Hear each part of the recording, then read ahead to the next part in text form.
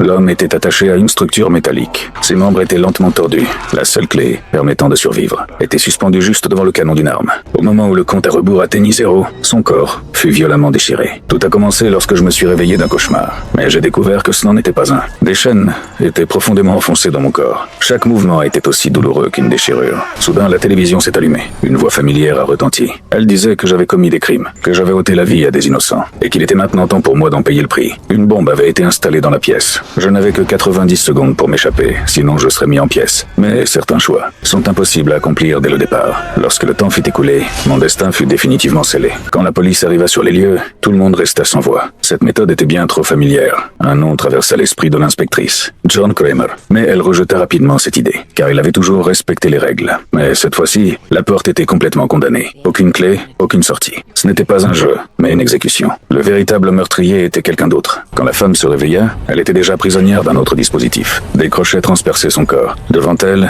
aucune possibilité de fuite. Un liquide étrange tombait goutte à goutte. La même voix, le même masque. Mais les règles avaient changé. Dans ce jeu, il n'y avait aucun gagnant. Son destin était scellé dès le début. La mort l'attendait depuis le premier instant.